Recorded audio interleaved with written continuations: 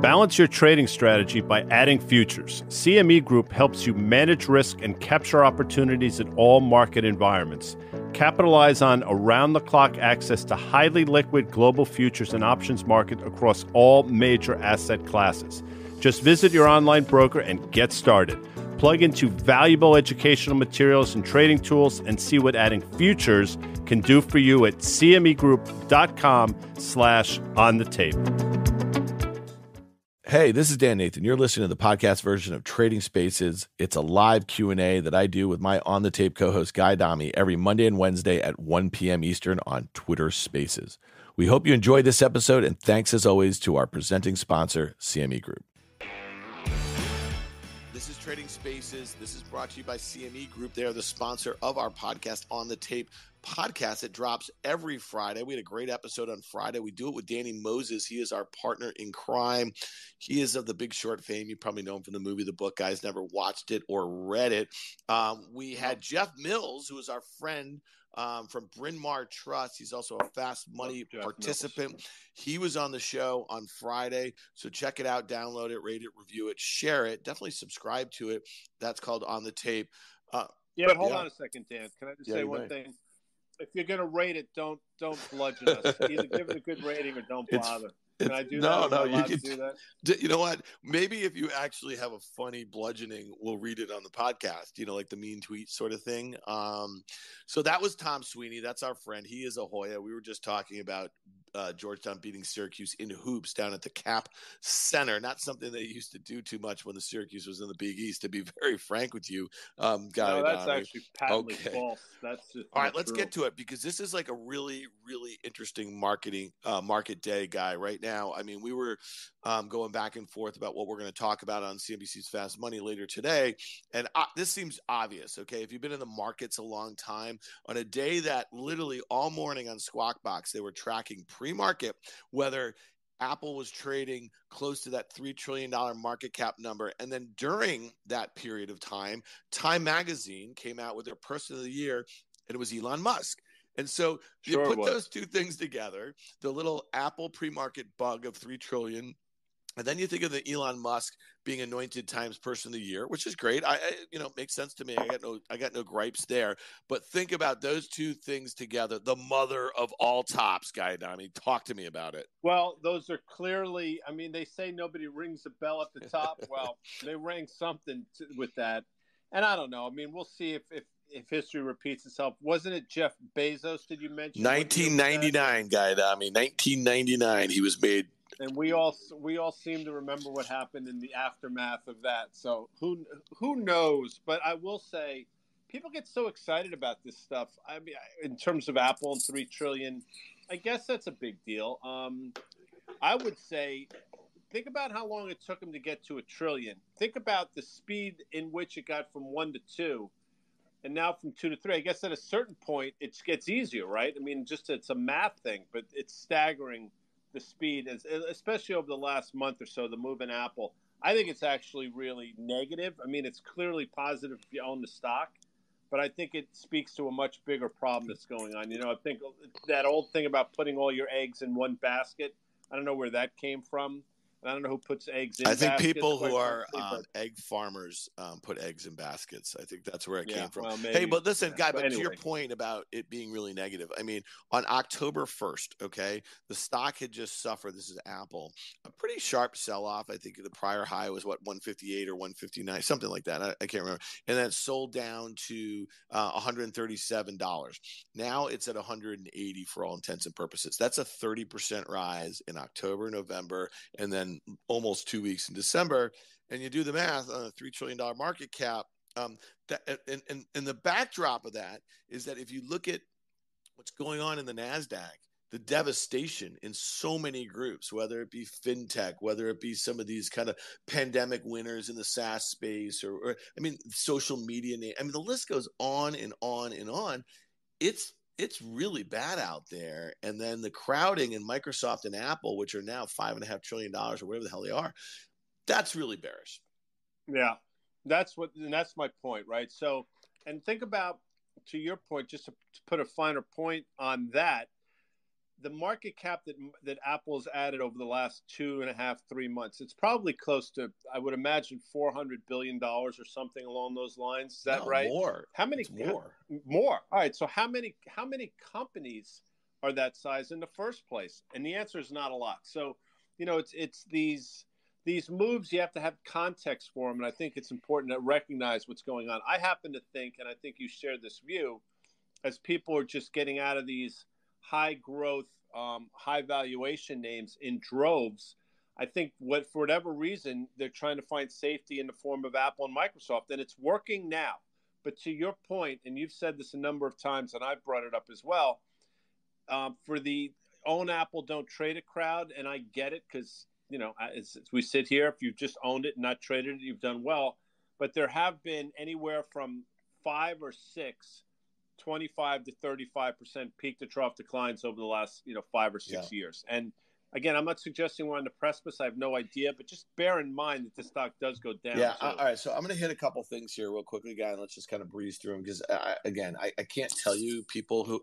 By the way, "Call Me the Breeze" was a great song that J.J. Cale wrote, but obviously made very popular by the great Leonard Skinner. "Call Me the Breeze." Anyway, please. But you digress.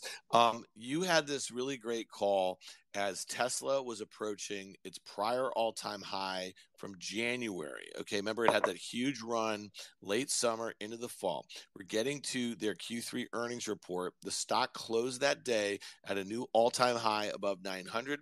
You thought it was going to break out. Not only did it break out, it went from like 905 or something straight to its all-time high in a matter of weeks at 1243. Well, here we are, guy. It's at 961. And we've always said that this was going to really be one of the last battles fought in this market right here. If it closed where it is today, this will be the lowest close since that breakout in late October. Okay. And you thought that it was going to come back to 900. If it goes back to 900, now you could say that is like epic technical support there, right? Because, you had that kind of breakout from that prior high.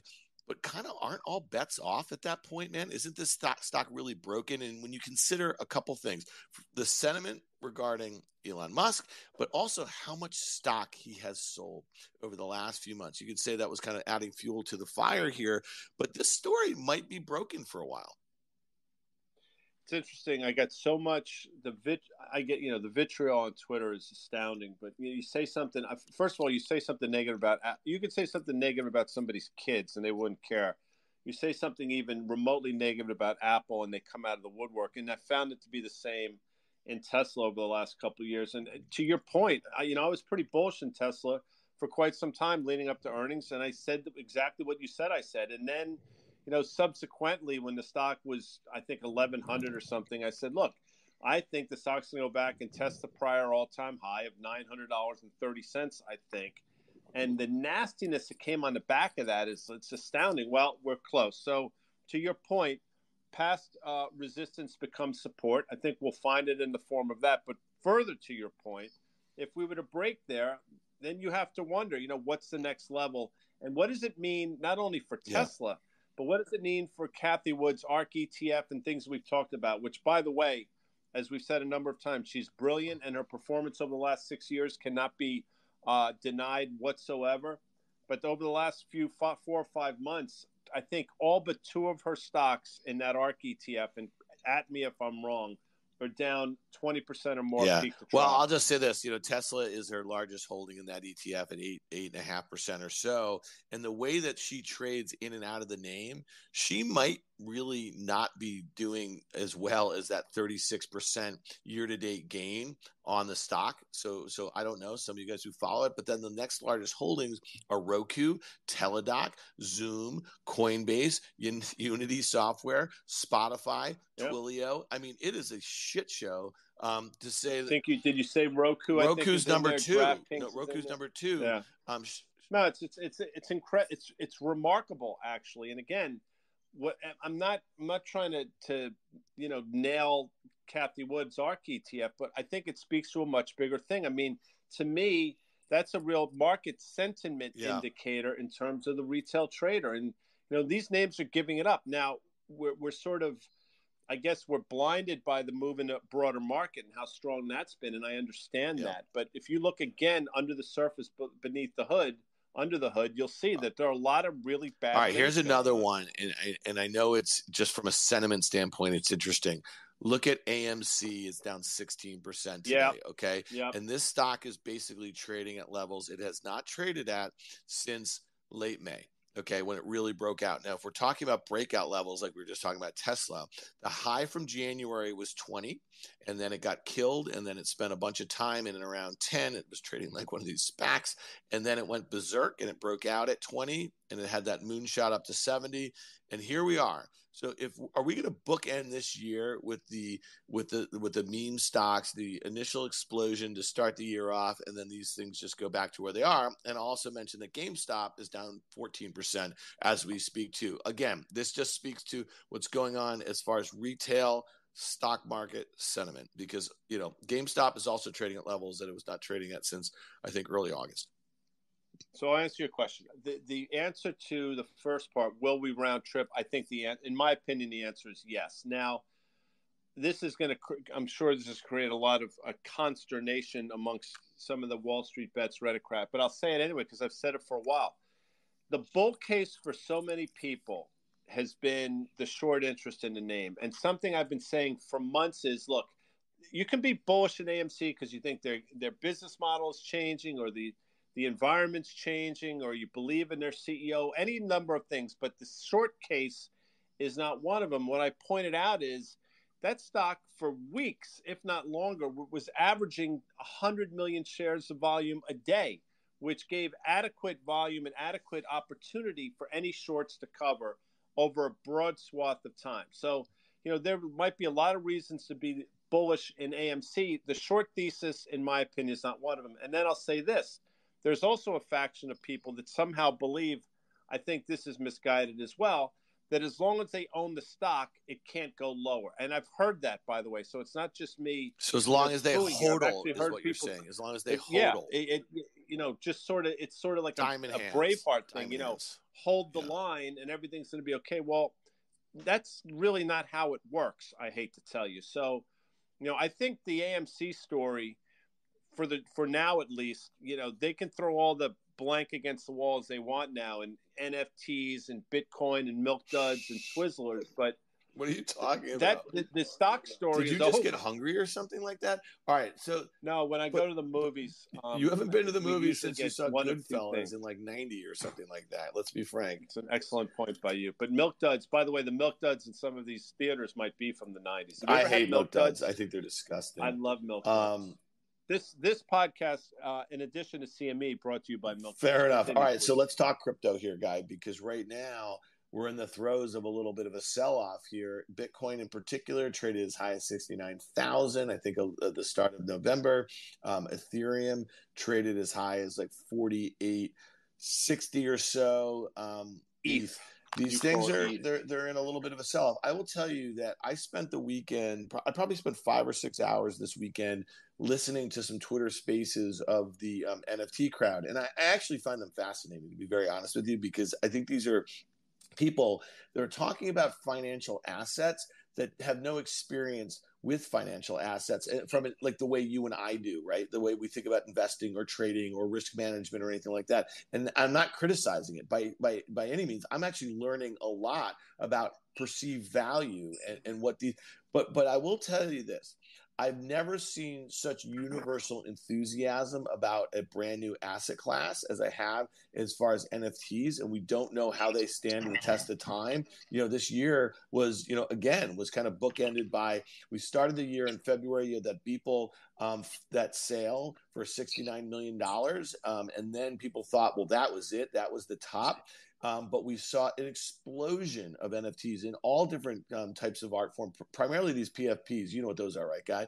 The profile pictures. They're my favorite. I have a few of those in my right. money. But those things are not. I mean, those things are not slowing down. And I guess my point is, let's see what happens if we see some of this negative sentiment about some of these retail-owned things, whether it be meme stocks, SPACs, recent IPOs, Nasdaq in general. If they sell off, what happens, to crypto, because we do see, Bitcoin's down 20,000 from its 69,000 high right now. 30%. It's a 30% move. Right. But then the tax thing, guys. So this was the other thing. I spent some time last night on a Twitter Spaces where they had some crypto tax experts talking about it. A lot of these people have no idea. They may have to sell a lot of stuff to raise a lot of cash. And so to pay taxes, literally there was one guy who got on there, you ready for this, and asked a question of one of these tax people. And he said, what is the government going to do with the taxes I pay on my NFTs? Are they going to invest it in the metaverse? I mean, the fact that this guy or whoever, and this is not representative of the audience, there was a lot of really, really smart people, but no, that's not how governments work. They collect taxes and then they build bridges or pay firemen or whatever the hell they do. So I think that was really interesting. So I think there's something going to happen in the not so distant future in crypto. I like to keep dry powder. I like to buy dips in ETH. And I've also bought some NFTs, which I don't feel that great about in general. I mean, when I say I don't feel great about it, you better be in there for the community. You better be in there for the identity, and you better be buying it with money that you can afford to lose. That's what I'd say about that. All right, Guy, I want to switch gears to something. Hold on one sec, real quick, because you brought it up. So just look at Bitcoin for you armchair technicians. I don't know if Helene is here or not, but look where we topped out at in April of this year. I think it was north of 63,000, and then look at the recent high in Bitcoin. I understand it's probably 8% higher than that, but there's a real that you look at that chart and you say, that doesn't look particularly promising. Double top, and then you say, all right, where can we go down to? And I would submit the July low, which you remember well, of about 31. Did it even break 30,000? 29-ish. Yeah, right around 30,000. So just that to me is something worth watching. Guy, back it to is you. Sitting right on its 200-day moving average, which I think is really interesting. So I'm. Well, those hodlers better start hodling. Well, the one thing I'll just tell you is that the relative strength of ETH versus Bitcoin is one of the things I find most interesting. If it can hold up, if Ethereum or if Bitcoin really is in the throes of, let's say, a 50% peak to trough decline, then that will be really interesting. All right, let's go to something that's near and dear. Ranger hockey. I'm glad you finally. So what I wanted to go to is because Jamie Dimon spent a lot of time over the last few years basically shit talking Bitcoin here. I will tell you this though.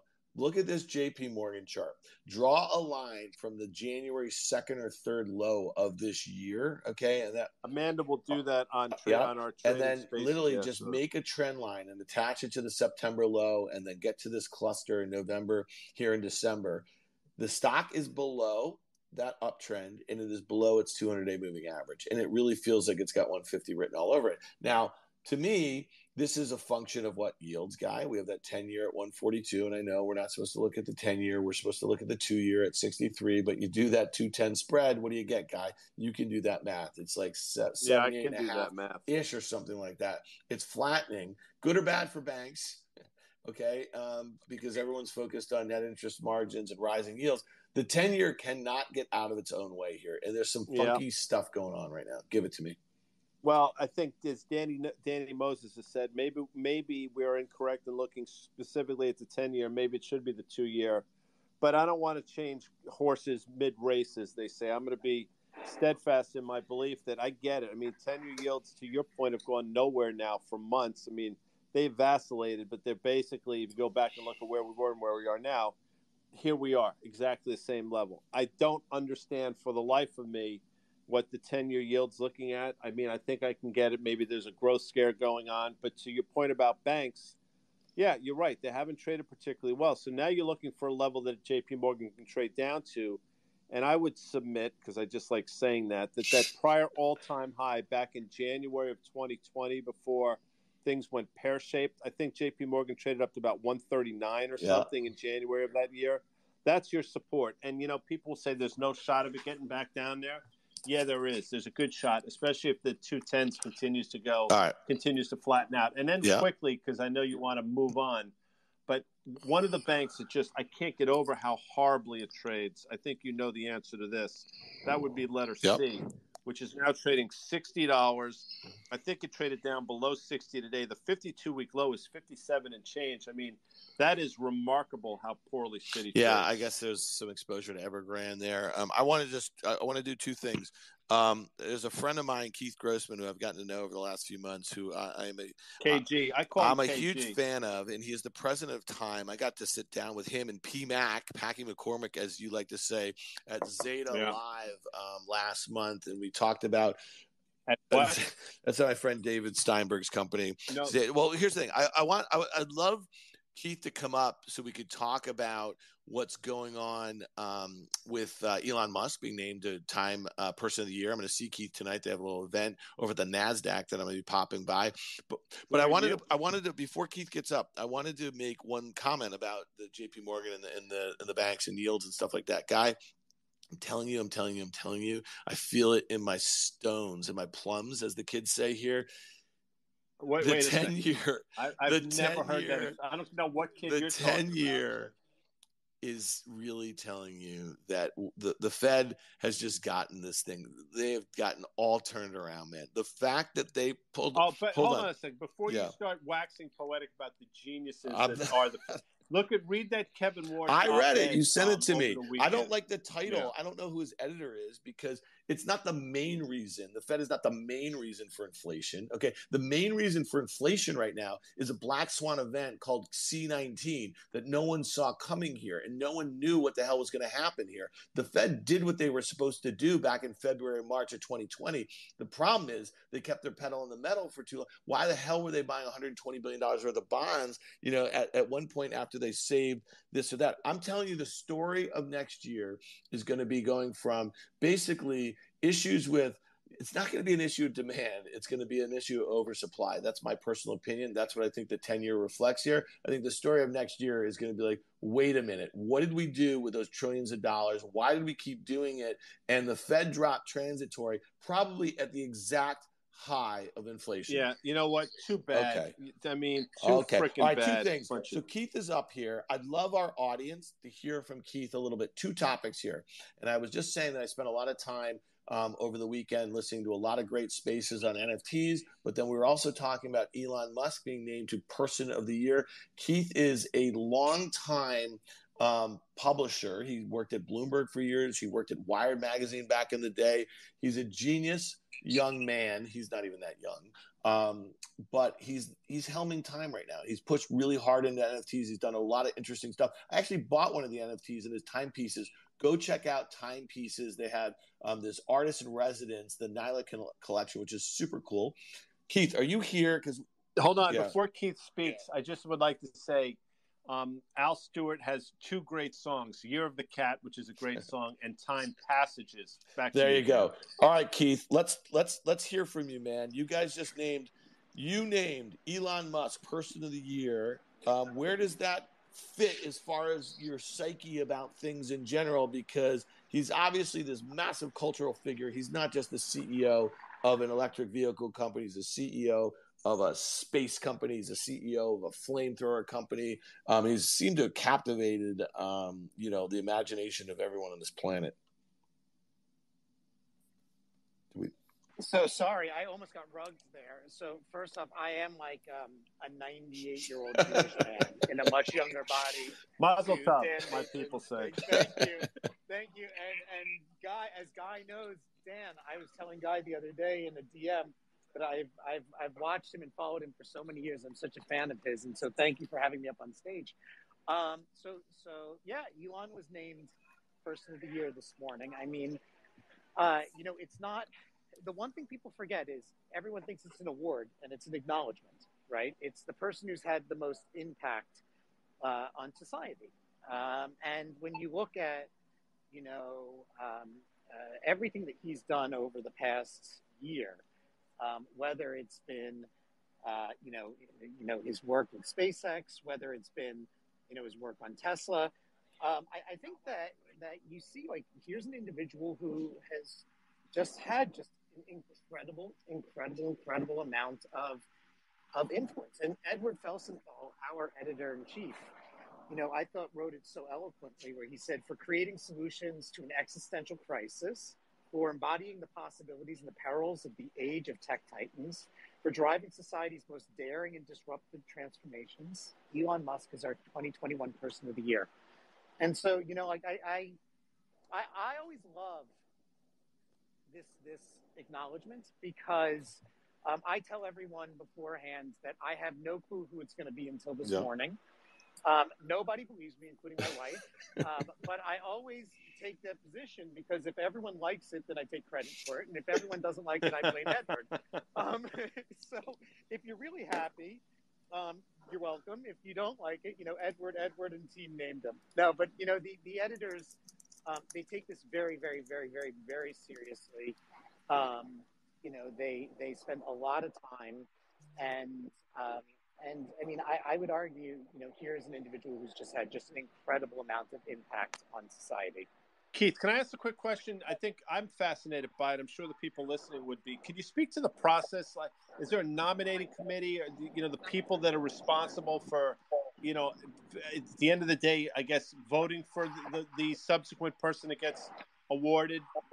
Sure. So I will say that it is. I've been at Time for a little over 2.5 years. It is the most, you know, like when you think about like these like top secret fraternities, like when you what's it at Yale, like Cloak and Dagger, right? And like nobody knows what the situation is. At Time, it is as close to that as you can get.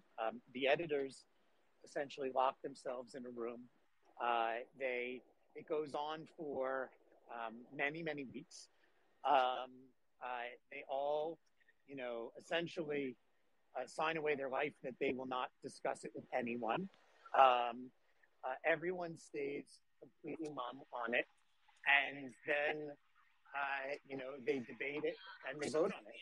And all kidding aside, because in my capacity, my role is really to oversee the business and the strategy and the technological evolution of the brand. Like even I stay out of it, and it's something that's taken very, very seriously by the team. Hey, so Keith, what do you make of, you know, have you heard a lot of comparisons to 1999 when Jeff Bezos was named Person of the Year? Is that something you've heard so far today? Has it been out there on social media at all? And I'm just curious if you have any thoughts about like 20 years on or 22 years on, similar sort of like excitement about technology and these people being named, bookending it. So what it's such a like it's one of those weird moments. I joke all the time that the only 2 times that Time every year has what I would call its Beyonce moment, where it is just so big, is this and when we name Time 100, the Time 100. In this instance, just so you have an idea, last year, Person of the Year did 12.1 billion media impressions. The year before, when it was Greta, it was actually like 16 billion media impressions, but it was because Trump made the comments about her being an angry little girl, you know, if you remember that. And it set off like a firestorm. I actually don't even look at Twitter right now. I stay so focused. I see glimpses of it, but like I'll really look at it in like a day or two after everything sort of settles down. Yeah, but you can ask him tonight, by the way, Dan. Is he going to be? Wait, he's going to be there at the event? Yeah. What? I can't wait. I'll see you there, man. Listen. We really appreciate you dropping in here. I can't wait to be there tonight. Thank you for having me there. It's an exciting thing. Listen, I as far as I'm concerned, you know, this sort of choice encapsulates the zeitgeist of the moment. It's not a reflection on your editorial board or this and that or whatever. You know what I mean? Like you are the lens of that. So, hey, listen, Amanda's going to post a conversation that I had with Keith and Packy McCormick back in November. Check it out. You guys want to hear Keith pushing into NFTs and kind of under his stewardship, what's going on at Time. Check it out. We'll have more with Keith. We hope to have Keith on the Tape podcast next year. Keith, thanks for joining us. I'll see you tonight, bud. Really appreciate it. Have a great one. You're the man, Keith. Thank you. Keith's a badass. I mean, think about that. Think about how busy he must be today, and he jumps on. That's pretty cool. Dude, That's you know what, Guy? He is a huge fan of Guy Adami. I got to tell you, I was a huge fan of Guy Adami before I ever stepped foot on CNBC. You are a legend. You are one of the original. They should have a name for that. Like they should call him like the GOAT. The greatest of all time. Yeah, the OG fast money guy. Oh, we have to have Lily put that in your thing. All right, Guy, let's just do a quick wrap here, okay? Because we got the S&P 500 got down about 70 bips. We got the Nasdaq obviously underperforming here about 1.1%.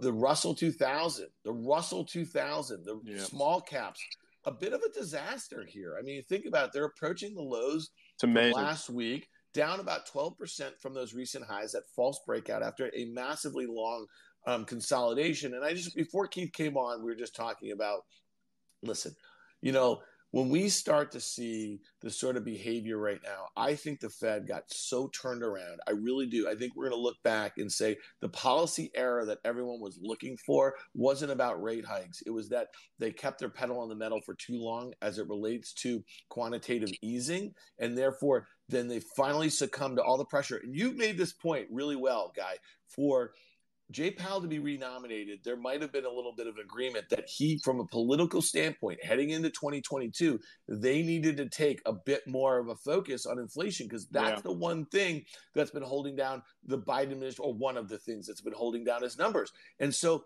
he might have done that at the exact high in inflation. I'm actually going to call it right now. No, and listen, and that's and I know you know this. I asked Steve Leisman pretty much that exact question in a different way last week. How the first question he's going to get if in fact these numbers start to go the other way is, did you retire transitory too quickly? And I think you're right. They have gotten themselves turned around. But the bigger problem is we put our Blind Faith was a great band for you Ginger Baker, Jack Bruce, Eric Clapton fans. Great band. I encourage you to go to Tower Records this weekend and pick up one of their albums. But it's a shitty way to live life. And the blind faith that we put in these Fed officials somehow thinking they're omniscient is really misguided, in my opinion. I'll just leave it at that. Well, it's I don't know if it's blind faith. It is. Well, I mean, just listen. I guess my point, Guy, is that if the Fed is now going to be hawkish in the face of what we know, the Omicron thing is not the last COVID scare we're going to have, right? And so what I say is the market didn't really seem to mind. It went down 6%, and there was also at the time where the Fed just kind of all of a sudden got hawkish in the face of something that they usually get really dovish about, right? So if they're going to start getting more aggressive into a slowing economy, right, with interest rates at all-time lows, because you can do the math. If we have a 6.8% inflation print and we have Fed funds basically near zero. Oh yeah, right? I know how that works. Real rates. Right. I mean, it's crazy. Right. So I guess my point is, and this goes back to a tweet that David Rosenberg had back in, I want to say a month ago, and I got to find this really quickly. It was right before he came on our podcast, Dan Nathan. That's right. And he was talking about the last couple times inflations were at these sorts of highs. The Fed did the exact wrong thing in a way. And here's the tweet. This is from November 11th. So inflation is back to where it was in October 1990 and July 2008. Guess what? The economy was recession bound both times. The Fed's next move was not exactly to raise rates, and Treasury bond yields plunged in the coming 12 months, and by a lot. Bob Farrell's rule number 9 reigns. Okay. That's really fast. I think Rosie's going to be right here. I think the Fed, not only did they stay too long and help kind of add fuel to the fire on inflation, given the bottlenecks and all the supply chain disruptions, but now what they've done is they've opened themselves up to really put our economy in a recession. Yeah. And it just seems really goofy to me. So good luck, because that's the one thing the stock market's going to absolutely hate. Usually you say good luck, people. That's usually good luck, people. But if you think, by the way, and I know you don't think this, but if you think I even have an friggin' iota of sympathy for those dipshits, think again. I got you, dog. All right. Well, listen, this week we're going to talk about all of it on the tape. I should be Fed chair. Can I tell you something? Maybe that's what I'll do. That would be scary. I'll get Keith Grossman to throw my name in the hat. Would it be scary? Would you still come on the podcast? Hell yeah, I would. Yeah, you would. All right. Well, that's Danny would love that. And those two cats with the two first names, Vinny Daniels and Porter Collins. I love those guys too. We got to have them back on the podcast. All right, this week on the podcast we have Scott Wapner of the Halftime Report fame. Yes, he is coming on with us. We're also going to have Brady Cobb, who's been on the podcast a bunch. He is a cannabis baller, as Guy Adami would say. He's going to be joining Danny Moses. They're going to be launching a new podcast on Risk Reversal Media. We got a ton of shit coming out. We're also launching OK Computer in a couple of weeks or over the next week. So look for that content. It's all going to start out in the On the Tape feed. So please subscribe to it, rate it, review it, share it, all that sort of stuff. Tune into these. These recordings go into the On the Tape feed. So definitely check that out if you came into here late. Yeah, they do.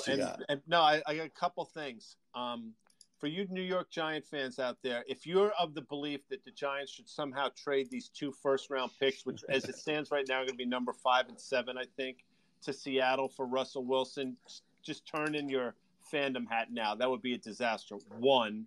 And number 2, Evan Ingram has the football IQ of my daughter Lily, who, by the way, I love to death, but she couldn't tell you what a guard is from a defensive tackle. So, and he's just brutal. It's brutal.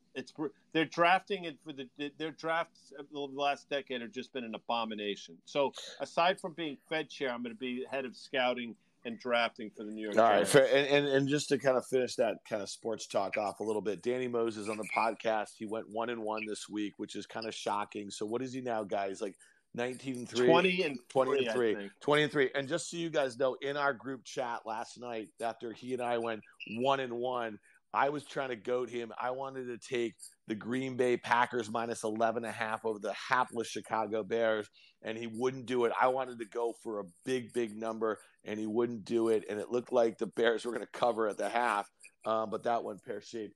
All right, listen, Guy, thank you. Thanks, everyone, for joining us. This is Trading Spaces brought to you by CME Group. Got to thank Keith Grossman. I mean, come on. We got to thank Keith Grossman. Check out the conversation I had with Keith and PMAC. Thanks to our friend Tom Sweeney for jumping on here, giving us a little on the man on the street about the Army-Navy game with an exciting ending on Saturday. We'll check you guys all back here at 1 o'clock. Guy and I will be on CNBC's Fast Money at 5 o'clock. Check us out in the podcast stores. Thank you, everyone. Later. Thanks for listening to this episode of Trading Spaces brought to you by CME Group. If you like what you heard, follow us on Twitter @_Trading Spaces and join our Twitter Spaces every Monday and Wednesday live at 1 p.m. Eastern. You can also follow On the Tape in your favorite podcast store for new episodes every week.